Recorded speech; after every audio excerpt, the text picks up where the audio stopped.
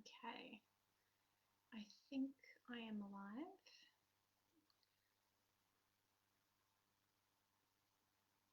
Won't be a moment, and I'll just check that everything's going okay behind the scenes. There we are. So it looks like it's up and running. If I could get somebody to just comment if you can hear me.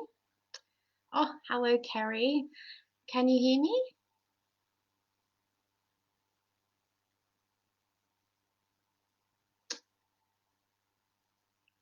I'm not getting any messages. Can anyone hear me? Hello, Angie.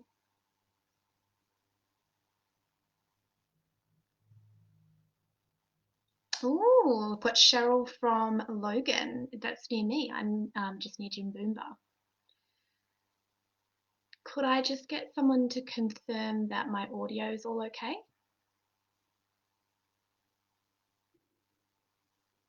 Ah, perfect. Thanks. So I'm really excited to talk to you about the archetypes tonight of the narcissist and the empath. So I thought they were really important at the moment with everything that's going on in the collective to really have a little bit of a discovery and an exploration of these two.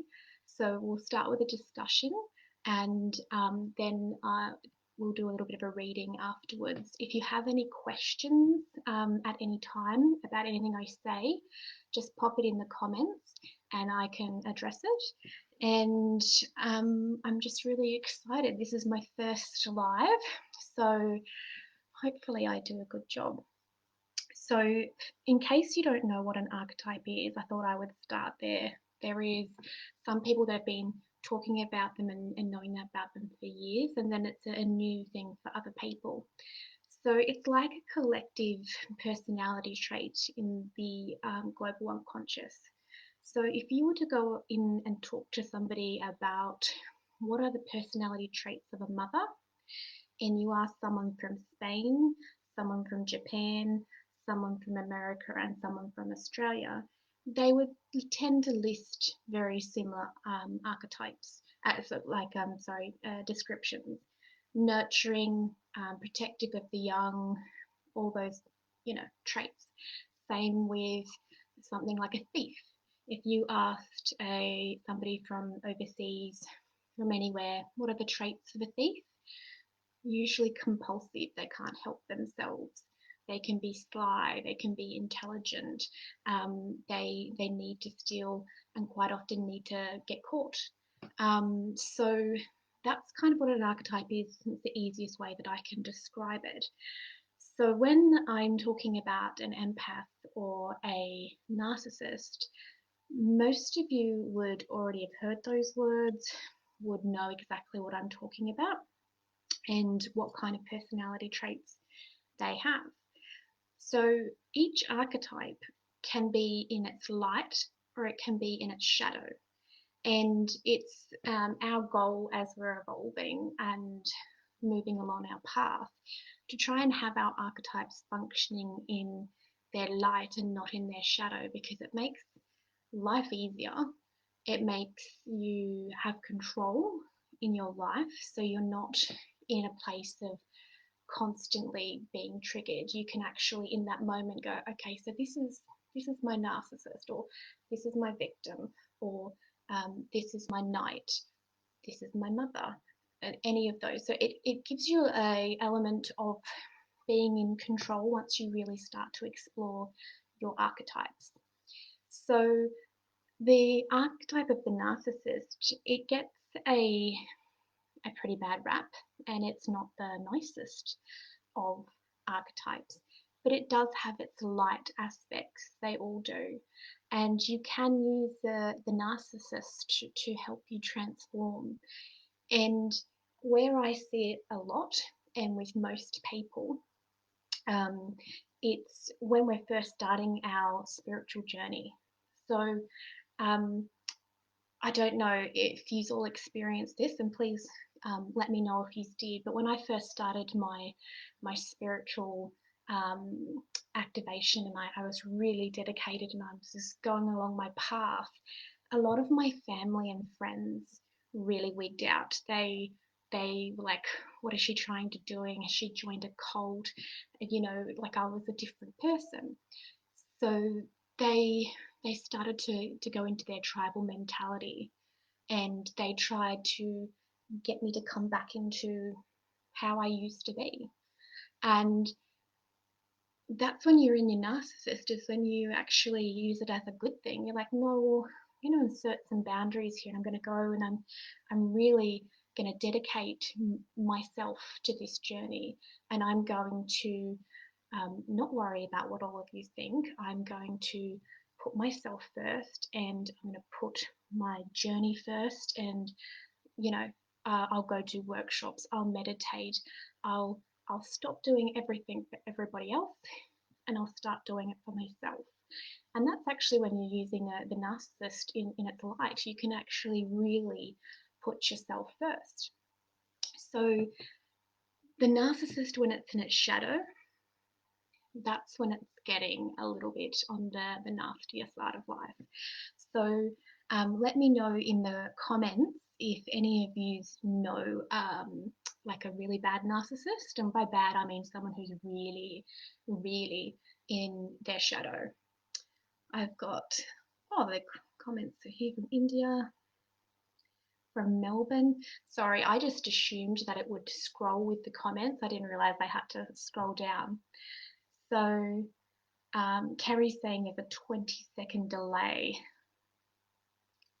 I'm hoping it sorted itself out a little bit and everything's okay.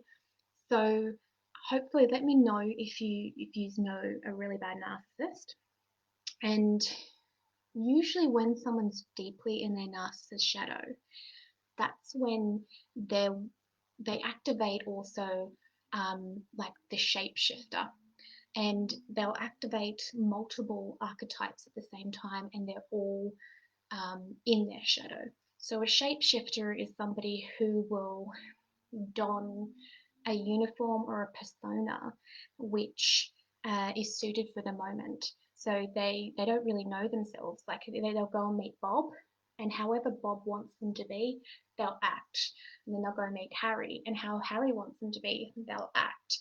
And that's they go along, like you'll know that narcissists are very, very charming. Well, I actually believe it's like the shapeshifter and the narcissist working together. So the narcissist tends to also activate the addict at the same time, because a narcissist, like, they literally cannot handle their reality where they're the center of the world. They cannot handle not having the world perceive them how they see themselves. And they'll have little micro moments where maybe there'll be a big fight, and you've confronted them, and they might for half an hour kind of say all these things which make you think, oh, they finally get it, they're apologizing for their behavior, they know what they're like. But very soon they'll shift back out of that because they literally cannot handle facing themselves. It's actually really sad. But a person who's really trapped in their narcissist quite often will go to that substance abuse, which is the addiction, and the addict, and they will take either marijuana or they'll take harder drugs or alcohol because they want to deaden that little voice in the back of their head that's going, you know, this is not right. This is not how you should be acting. So it's it's quite um, it's quite confronting, and it's them really not being able to shift out of that with the help of anybody. So the people who I've witnessed who are really, really stuck in their narcissist, um, I actually haven't really witnessed one of them being able to get out of it. I have had people and clients and friends who have able to come to me and admit that they have a really bad narcissist, but they have enough self-aware and other archetypes which are activated that they are able to um, they're able to work their way out of it and not be too bad, if that makes sense. So I'm still not getting any comments, and it seems to be frozen. 10:32.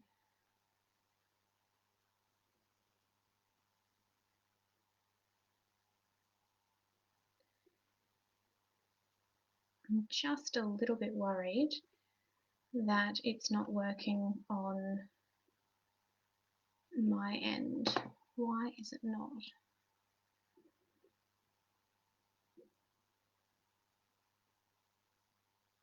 I'm just going to keep talking and see whether or not it sorts itself out. And oh, here the live counter's changed now. So I'll keep going. Sorry if this is confusing, and if you're having any problems, just let me know in the comments. So the hi Ria from Brisbane. Kerry, the broadcast keeps getting interrupted. So on mine it's saying everything is kind of going strong enough. I've got full bars.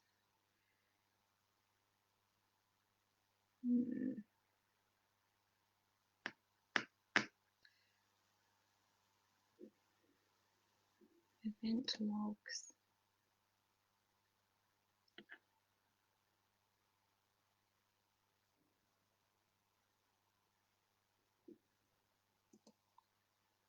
This is a bit frustrating for my first one.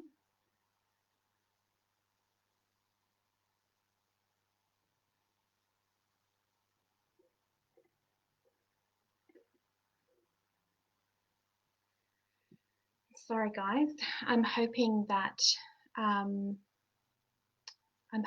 it'll sort itself out, because I've got it showing it as it's perfectly fine here. So so I'm just going to keep going. Sorry for the interruption, and leave your comments if you are wanting a reading, and I can get to it as I go through the comments towards the end after the discussion. So I'm sorry if it's not 100% for you. Hi Samantha. Okay, so we talked about the narcissist, and they go hand in hand with an empath a lot of the time. I know lots of people who are empaths who have attracted a narcissist into their lives, and I truly believe it's to teach them boundaries. So the empath, when it's in its light, when the empath is fully functioning, they have this wonderful ability to connect with people and really feel what they're being said to them, like what the person might go, oh, I'm fine, but they'll know that, you know, they're obviously not fine. Or they'll be able to read body language and read impressions and really feel people into it. But in their own communication, when an empath is in their light and their empath is fully functioning, they're able to be incredibly compassionate, and they'll just stop before they'll say something, and they'll make sure that it is, you know, the best thing to say. And they just have an optimism about them, and a seeing the light side of things, and not as easily triggered, because they truly understands what's going on, like behind the scenes. So that's when the empath is functioning really well. The empath that has fallen into shadow is actually the empath who has yet to learn their boundaries. So what will happen is, quite often the empath will activate the martyr hand by hand, and the empath thinks, oh my goodness, I've got to do all this by myself. And the empath goes, I've got to heal this person, or I've got to be heal this, and they feel like this compulsion that it's all on their shoulders. They must do all the work. No one else can help them, and quite often they'll have like a really bad inner critic and this negative voice, which was like really putting them down.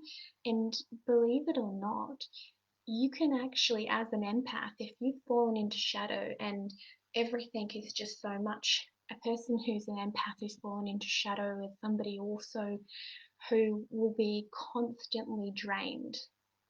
So um, they'll get headaches, they'll get tired, and they'll know that they should be doing their energy work that protects them, whether or not it's a chakra clearing or they come up with some kind of thing, but they'll let their saboteur let them forget. So they know what they need to do to protect themselves, whether it's crystal work, Reiki, meditation work, chakra clearings. They know they need to do this in order to protect their energy field and keep themselves clear. But that little voice goes on, it's fine. And then, the next day and the next day, and you're getting tireder and tireder and more affected. So the empath, um, in order for it to be in the light, and this is what the planet really, really needs at the moment, is the empaths to know their boundaries, to assert their boundaries, and to protect themselves, and to really look after themselves and nourish themselves. And this is what I was saying, believe it or not, the empath can call in the narcissist archetype and actually go, hold it on, guys. I just have to step back. I have to set my boundaries. I need to work on myself so that I'm not doing this game anymore. I'm going to change my habits. I'm going to commit myself to maintaining my energy field so that I get into a place where I'm really solid in my sovereign and in my energy field. And the thing is, your little inner voice, it'll go, oh, it's just so hard, it's just too hard to do that and maintain it. But no, once you've done it for 21 days to start a new habit, it just becomes as regular as breathing for a empath who is in its light, who's done all the work and set all its boundaries. So I wanted to talk about those two archetypes, and please also let me know whether or not you know any empaths who are in their shadow. They're just constantly exhausted and they won't um, insert their boundaries and go, no, no, no, I need to put me first. And because it's really good to look at the narcissist and the empath and know which ones are in your life, and you may or may not be to help them. The thing is, we don't go around on our little steeds trying to save everybody, because that's not going to work. You can't heal somebody that doesn't want to be healed, but you can make suggestions and see whether or not the ground is fertile for a new idea.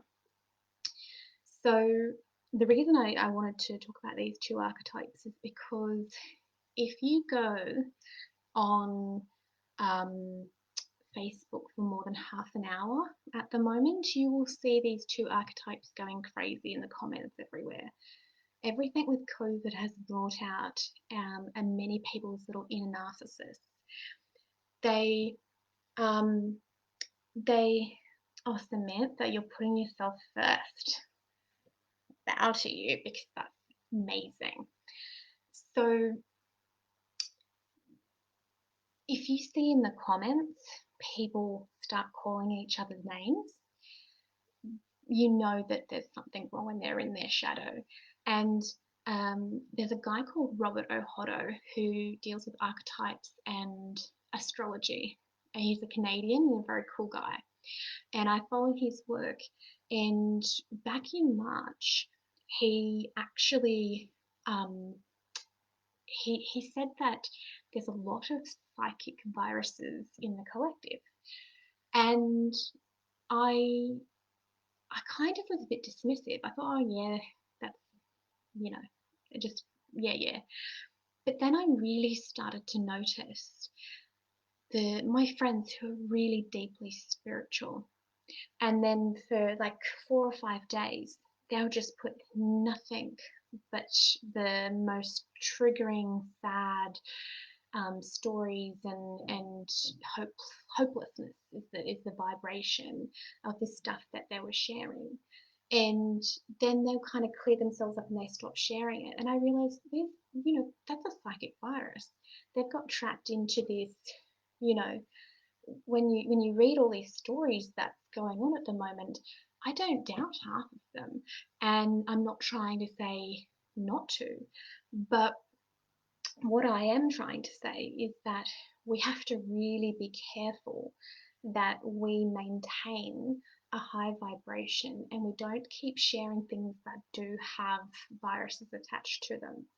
And if you use your empath, if you call in the empath archetype, and before you click send and share, and just ask yourself, should I be, sending this, sharing this?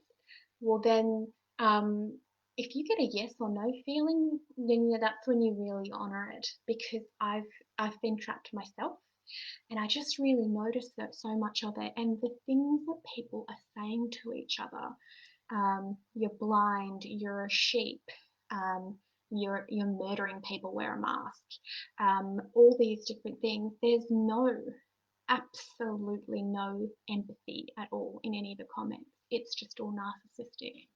So I really felt it was important to talk about these two archetypes because, one, I think if there's people listening who need to bring in the narcissist in its positive, which is, okay, I need to really work on an aspect of myself now, and I really need to have some positivity and me time and look after that, then bring it in and insert the narcissist for yourself.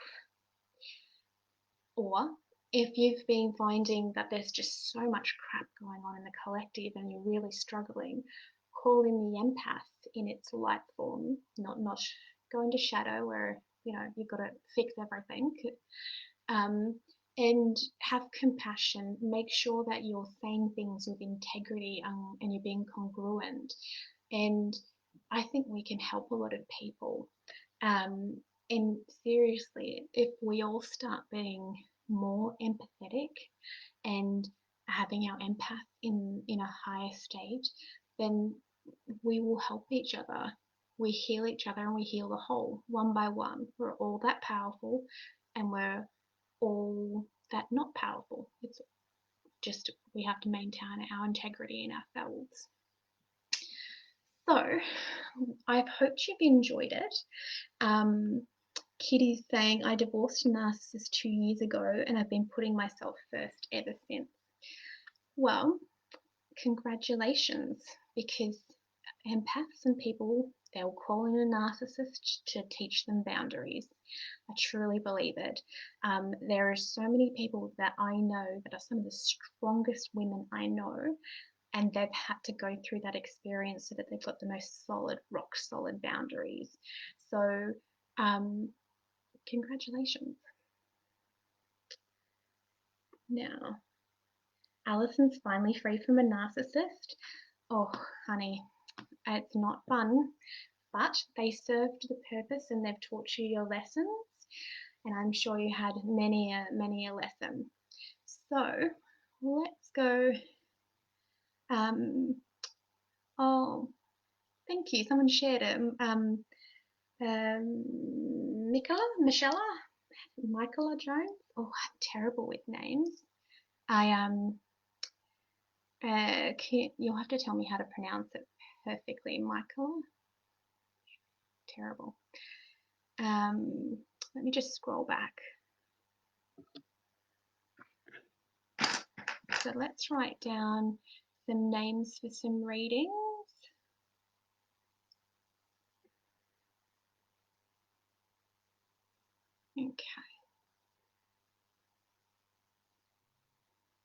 Okay, congratulations for first live. Debbie Baker can hear, but there's a delay. Okay. Angie Marie.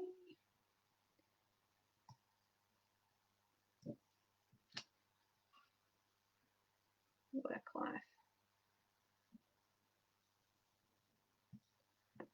Keeps continuing. Good on your phone. Just ducked back in the comments for a little bit, so because I did say to start leaving me a message.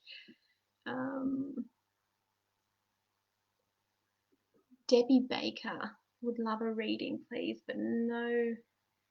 I'm just going to do a general one. Didn't tell me which part of your life. Kitty. General. And Michelle.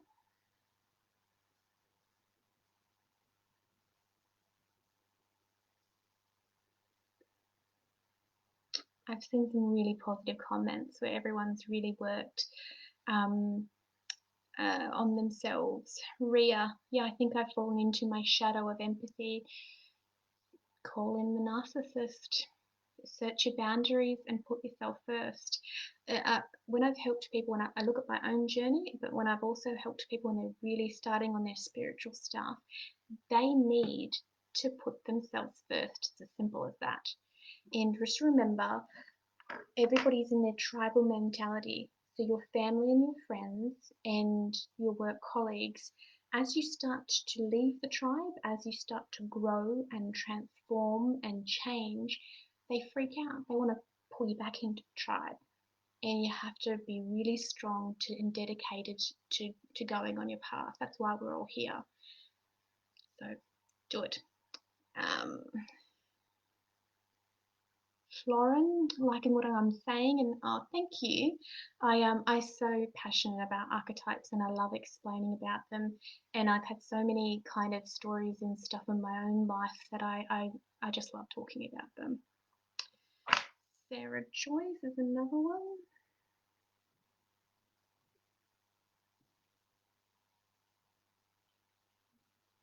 Move forward in life.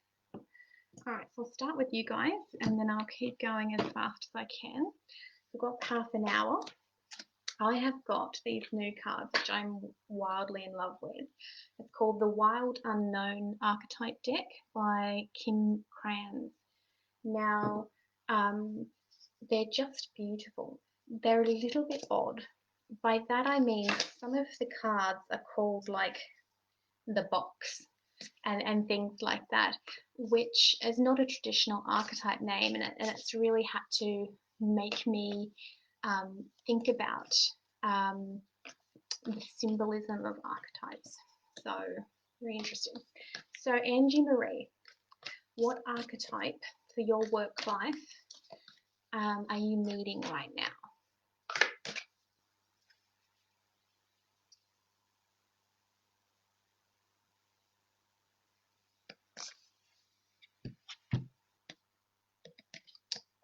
The Siren, which these my webcam's new and it's like mirrored, so I do some weird stuff. I might look a little bit goofy. So the Siren is stepping into your power in a feminine way and in your sovereign. So if you're in a workplace that's a little bit male dominated, it's stepping out into your femininity and trusting your femininity and calling it in. I feel like you should do it in stages, not like, put on a raunchy jacket and off you go. No, the Siren is about calling to you what you need and stepping into that real sensual I am woman kind of energy. And it's something which I think's really poorly lacking in the workplaces around the world, but it's something that is anchoring back in. So, like the New Zealand Prime Minister, I love her simply because she is a politician who is a female and she doesn't have to dress or act like a man. What she is doing for the divine feminine right now is far more important than what she's doing for the New Zealand, and there's a couple of them in America I've been watching, just going, yes, and I'm so excited. And I really feel like that card is that as well, is stepping into, I am woman, I am powerful, and calling them in. Now, you don't want the sovereign, you don't want the siren that calls people in and they crash upon the rocks. Do it in a gentle way, and stepping into it. And I have a feeling that makes you a little bit uncomfortable because of past experiences. Like maybe you've tried to be more feminine, and I don't know if feminine's the right word. I feel like it's more like I am female and I know what I want and I know who I am, and just accept me as I am and stop trying to pigeonhole me as something else. So just keep on working on that, and acknowledging your beauty, and beauty is on so many different levels. So I hope that resonates for you. Debbie Baker, a general one. What archetype does Debbie need to work with right now? What is coming for Debbie? What is in her life that needs to be looked at?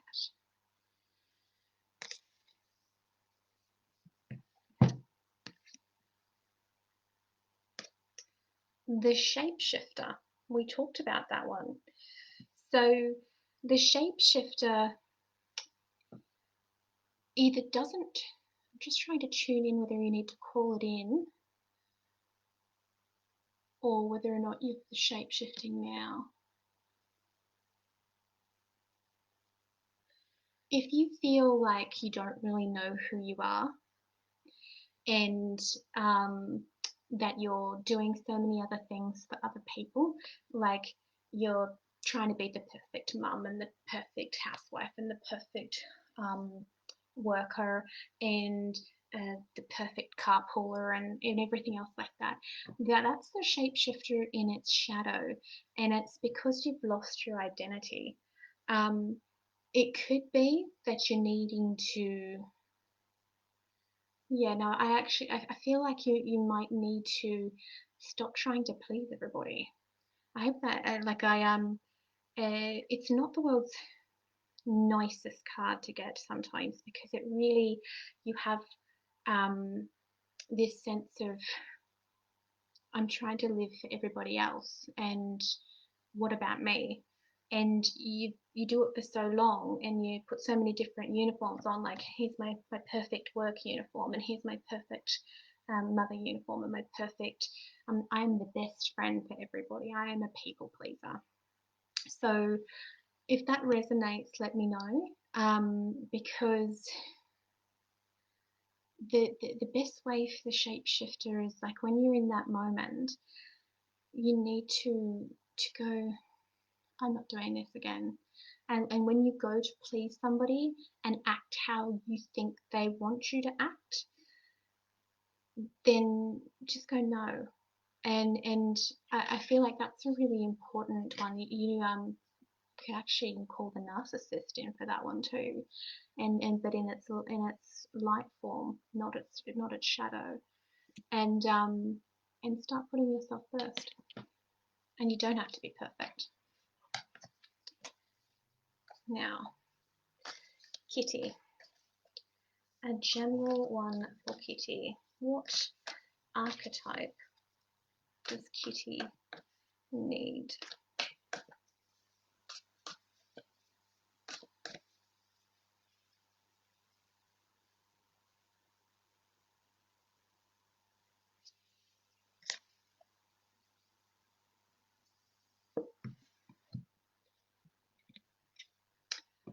The thread.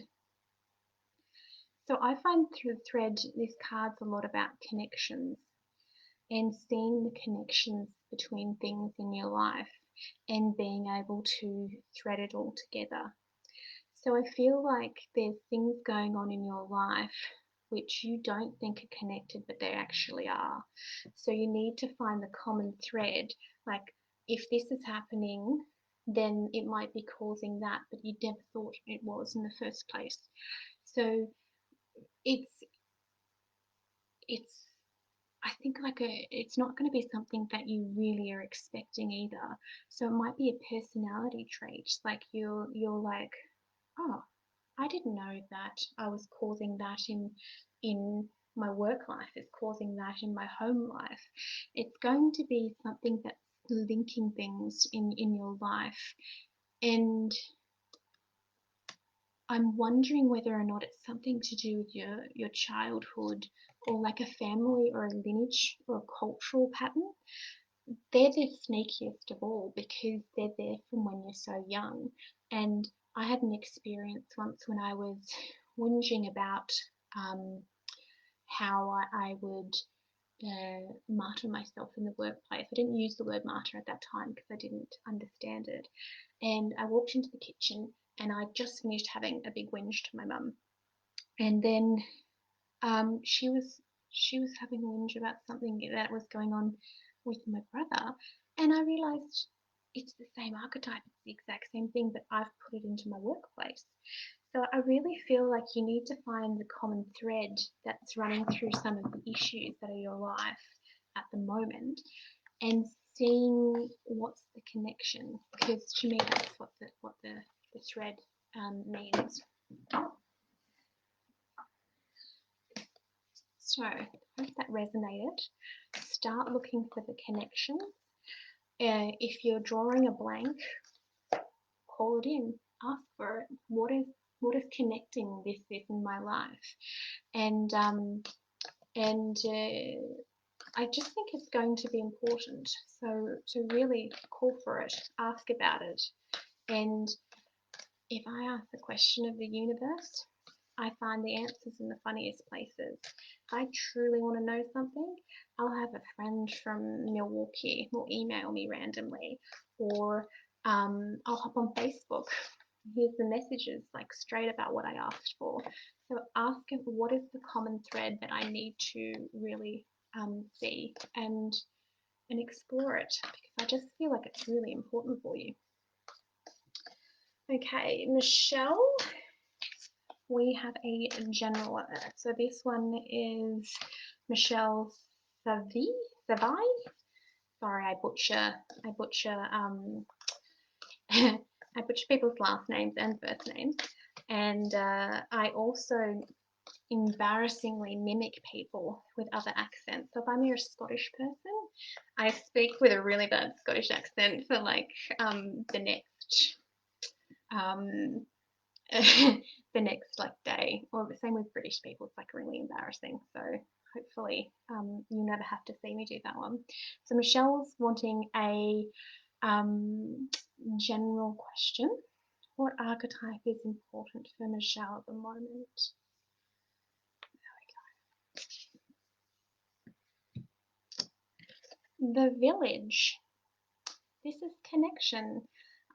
This is feeling like you're an important part of the village, and I feel like you want your role in the village acknowledged, and you deserve for it to be. So the village can be your family, like your family and friends, and it can be your workplace. So you create your little villages. It can even be, on Facebook. And I feel like you're just craving, you're an integral part of the village, and you just need that acknowledgement. If you're giving too much of yourself because you're really craving that acknowledgement, I think you need to kind of step back and hold yourself back so that the other people see exactly how much you are giving constantly, because I feel like it's really easy for you. You don't even know how easy it is for you because you just do it. You're there for everybody. So I really think you need, either bluntly ask for the acknowledgement, um, in whatever nice way. We'll call on the empath beforehand. But you you can step back and let them see what happens if you're not there to be an integral part of the village. And I also feel like village, you might also be craving a little bit more of a deeper connection. Like you love your village or your friends and families and your current tribe, but you're wanting a few people who are a bit more aligned with your interests and your spiritual stuff. And I think you need to really call that in, ask for it. That I want people who are more aligned in my vibration and in my tribe, and really call that in. So we've got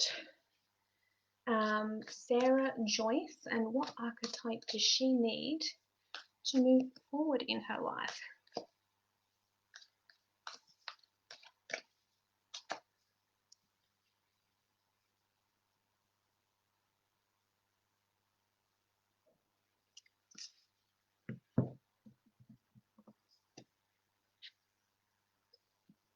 Sorry, these cards are still on the newer side of life. It is the Flame. So I really feel like you've got a burning desire within inside of you. You have got a creative spark which you want, but you're not nurturing. So I don't know whether or not you've got like a little niggling voice at the back of your mind going, you know, don't bother, you're crap, you're not going to be able to do this, you can't write, you can't paint. But I really feel like there's something that you've been really wanting, and you're not acknowledging it, or you're running from it.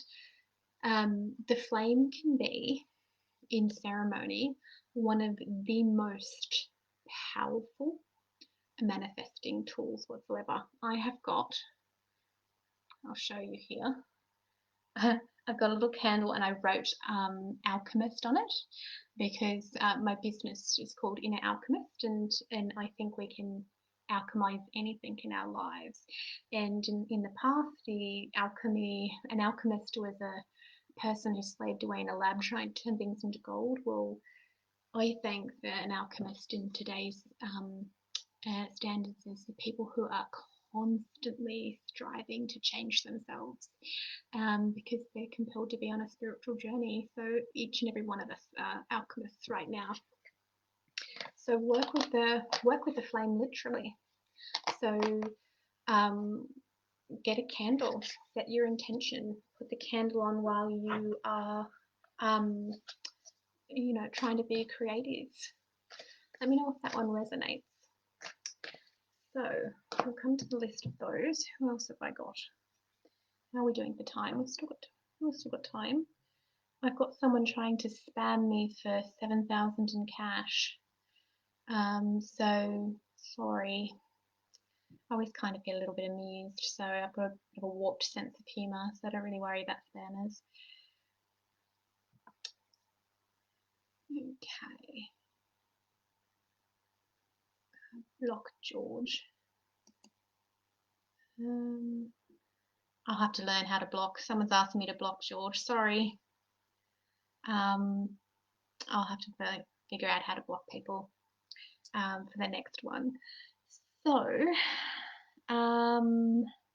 Samantha. Oh, and she shared it too. Thank you so much. Now I'm going to try this name. Samantha Mattia Anisis. Terrible. So I'll just give you a general one. You've been asked for no real parts of your life. I've done Michelle and Florin Hart.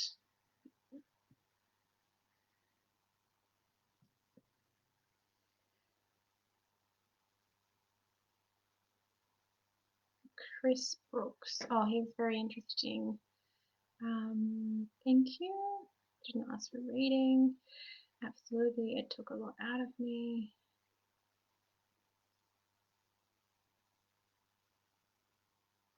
Ria. I'm going to put Ria down. She didn't ask for one, but I just feel like giving her one. General. If you guys are wanting in a specific area of your life, you'll have to let me know. I know Ria did ask for one down further. On where to now? Yeah. where to now. Another thing that I really want to say to people is, I know that the media and we're all constricted with COVID and it's causing all these problems, but you choose the narrative and you choose which story you want, because I sit there and I tune into it and I don't feel the least bit negative about it. And I know that might sound a bit odd, but that's, I get so excited, and I think that um, when you suffer, you go through your greatest transformations, and there is a lot of suffering in the planet. But when they try and tell you that there's going to be a massive economic upheaval and it's going to be the end of this and everything, like I'm not going to accept that story, and I'm going to start a business, study something new, keep just don't accept it. You can't manifest if you are bogged down in another person's story. So don't accept the media or the government's own stories. Stay in your sovereign and choose what story you want. Far more powerful. We are powerful, every single one of us. Now, Chris Brooks.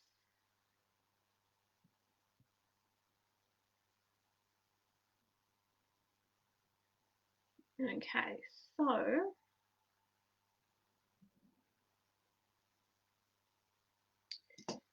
Samantha.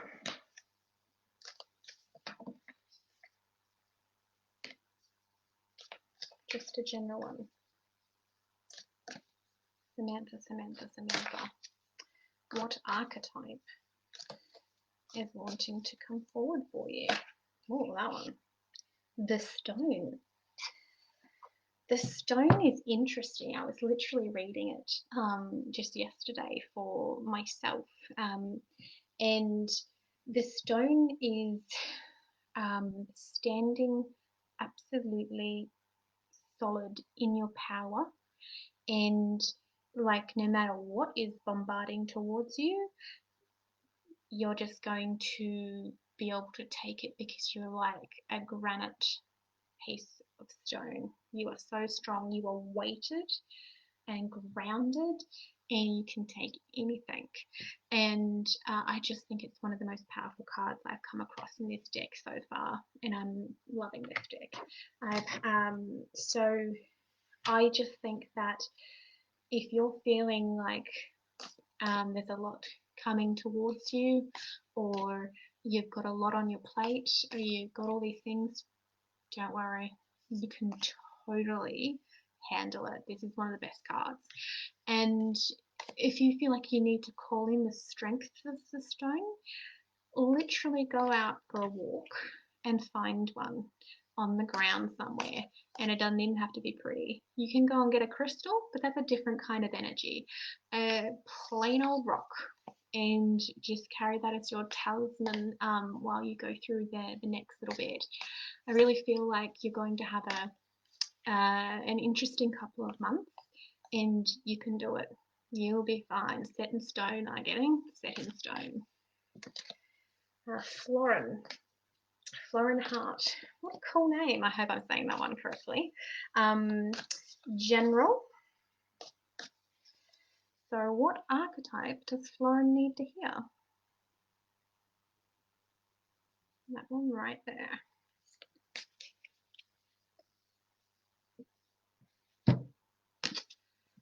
Oh.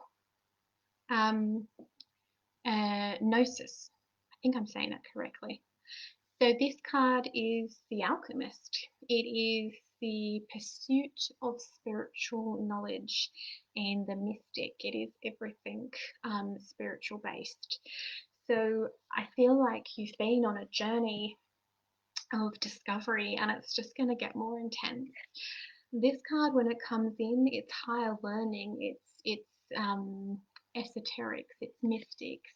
If you're drawn to specific teachers or new new modalities, anything else like that, really trust yourself and just keep on going. That's another wonderful card. It's a high vibrational. It's going into that I must consume more spiritual information, which I feel like you've been doing, and it's just going to get even bigger and more. I have to say, you'll think you're at your breaking point, like say a balloon filling with water, and you're like, oh no, this balloon of water is going to burst. But it'll stop. So you'll get stretched to your limit, and you think you're about to break, but then you'll settle. You'll digest all this new information, and then you just keep getting more. They'll keep filling that balloon. That balloon gets bigger and bigger, and you'll be able to hold more and more information and more knowledge. Keep doing what you're doing. If you're drawn to something new, trust it. Everything that you're doing, keep doing it. Rhea, where to now? So what archetype does Rhea need in order to move forward?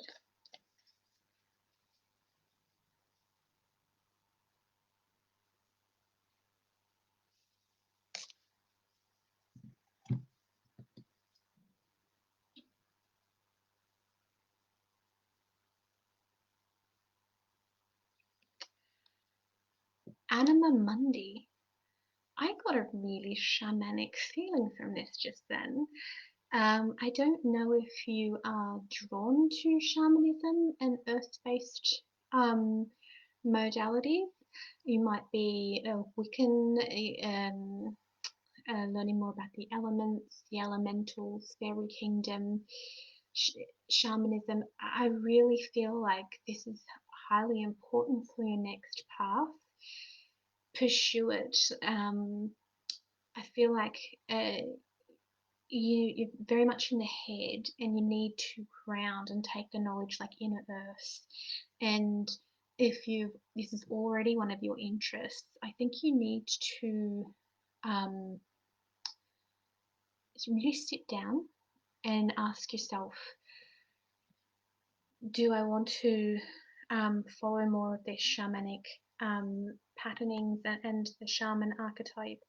Now, remember to be careful with the shaman archetype, because sometimes we willy-nilly call it in, and the shaman works with wounds, and you can have very, very dark, go down into the womb of the earth kind of activations and dark nights of the soul.